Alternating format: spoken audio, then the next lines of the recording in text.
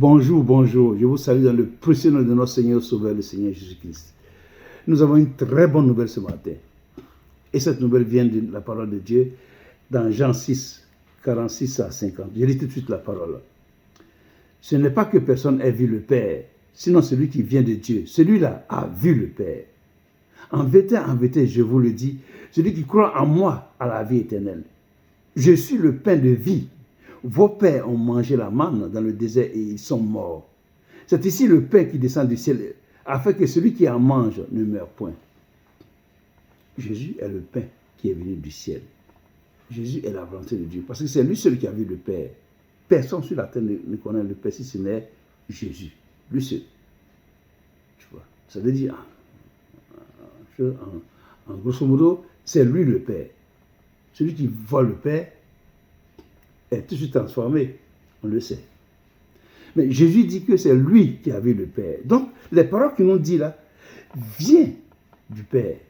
C'est le Père qui a ordonné ces paroles-là pour que nous soyons sauvés. C'est le Père qui a donné ces paroles-là, afin que nous soyons sauvés. Il dit que vos pères ont mangé la manne. C'est-à-dire que Moïse, la loi de Moïse est passée. La loi de Moïse est caduque, comme Paul pourrait le dire. C'est parce que si c'est une ancienne, c'est qu'il y a une nouvelle loi. C'est ça. Donc, cette nouvelle loi, c'est quoi? C'est une grâce que Dieu nous a donnée. Dieu nous a fait grâce. Parce que c'est pour ça que dans Jean 1, il est écrit dans Jean 1, 17, car la loi a été donnée par Moïse, la grâce et la vérité sont venues par Jésus-Christ. Jésus-Christ est venu par la grâce, nous donner, faire grâce. Parce qu'on ne peut pas supporter les plus de 600 lois. Là. On ne peut pas, il sait qu'on ne pourrait pas. Et donc, il nous a fait grâce en venant lui-même prendre nos péchés et mourir à la croix pour que nous soyons directement connectés au Père, nous réconcilier au Père. C'est ce que Jésus est venu faire. Il est venu nous réconcilier au Père. Oui, c'est pour ça que Jésus-Christ, il est le pain. Le pain, c'est quoi?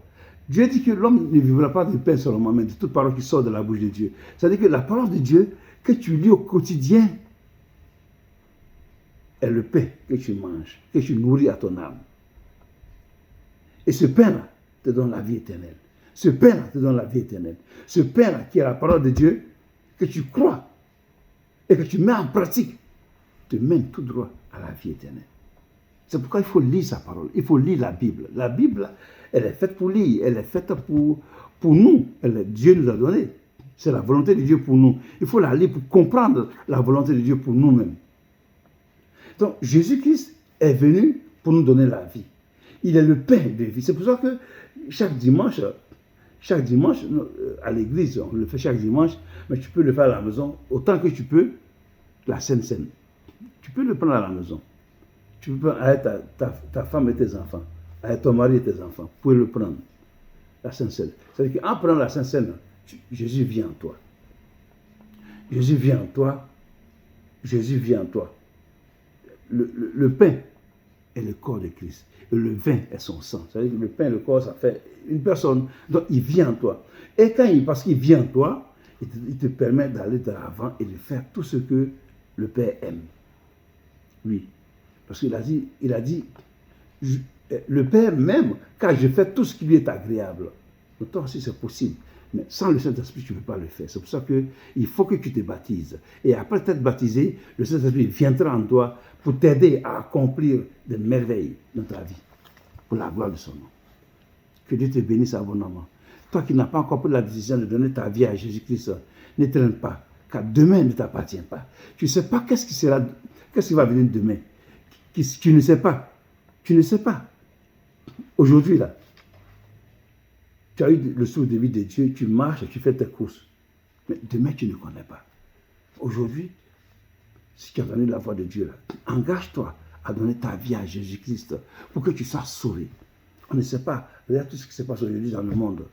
On ne sait pas à quel moment Dieu va venir pour enlever son peuple. Mais ne reste pas en arrière. Reste dans les rangs.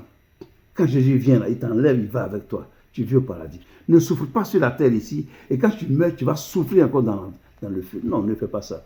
Ne fais pas ce choix-là. Mais fais le choix d'appartenir à Dieu pour que tu sois sauvé.